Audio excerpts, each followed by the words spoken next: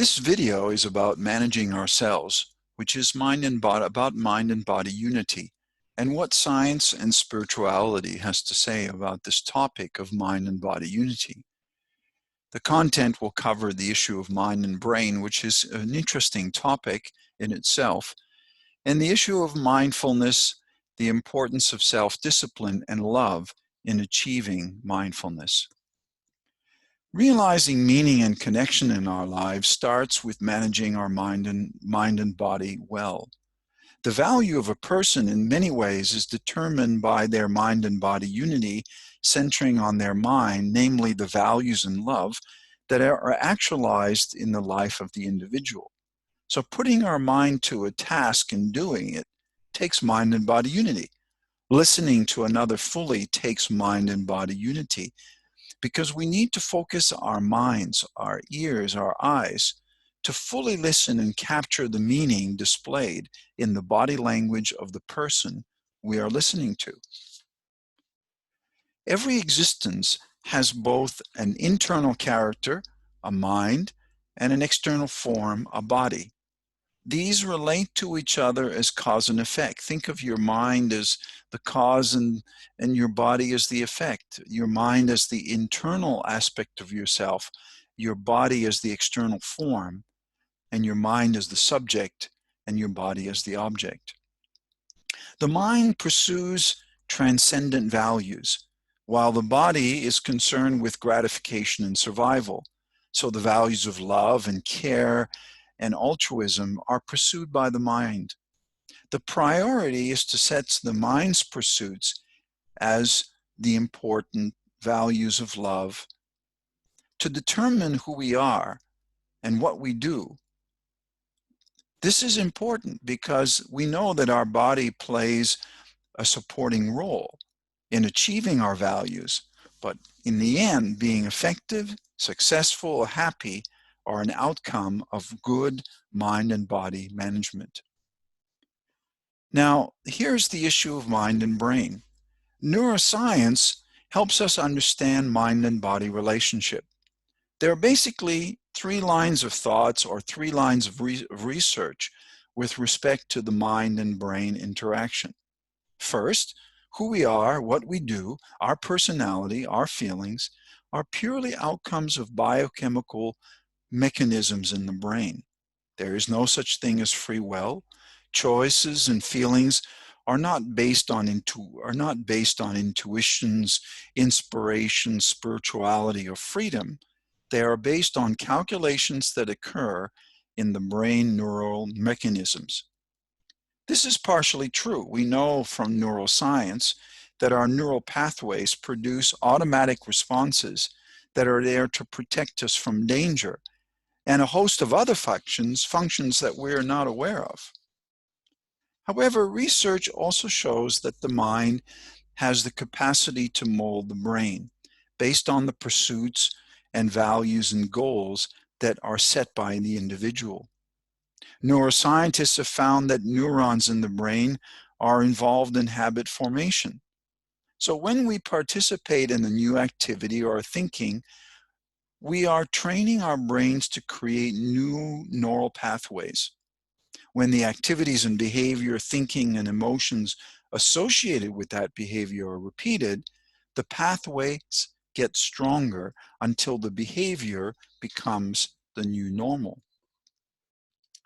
From a spiritual perspective, our mind and authentic self is prior to our thoughts and desires.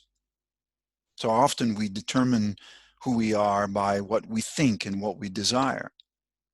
However, our true self is discovered in many ways by stripping away at our desires and concepts and our awareness of I, of me. Buddhism calls this the mind of Buddha, the Buddha nature. And much of Buddha's practice is aimed as its realization.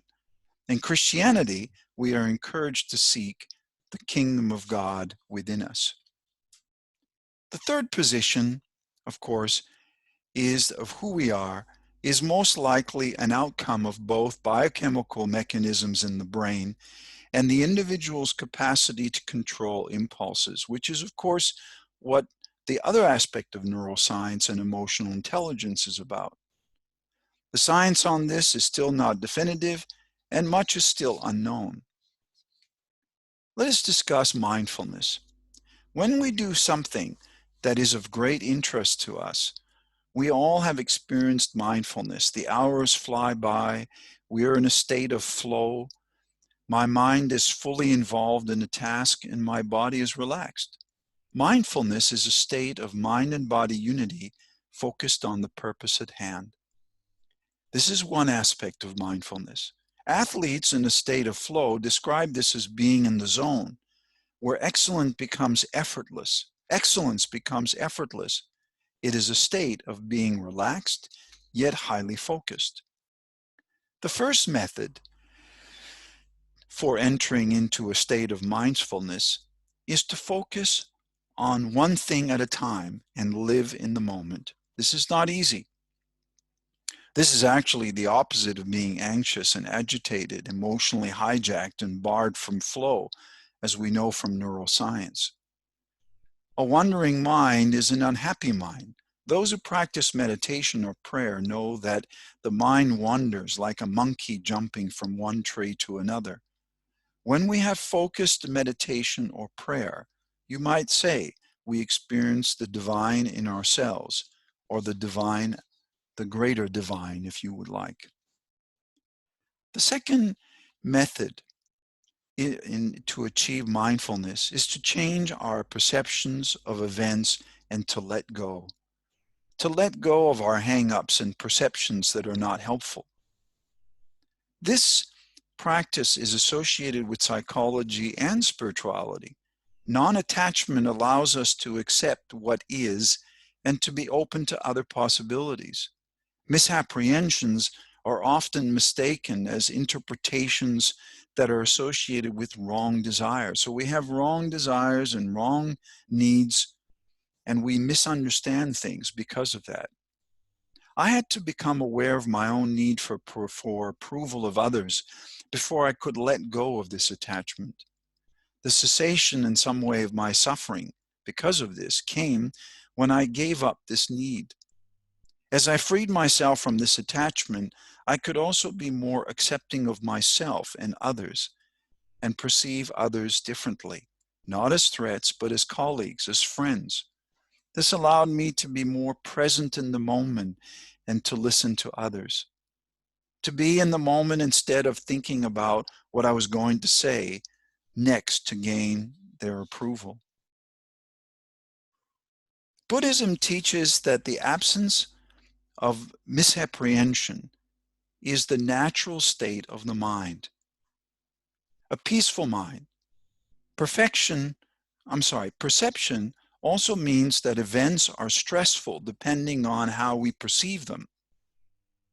Is it our thoughts, our feelings and events that causes stress, or our relations and attitude to them?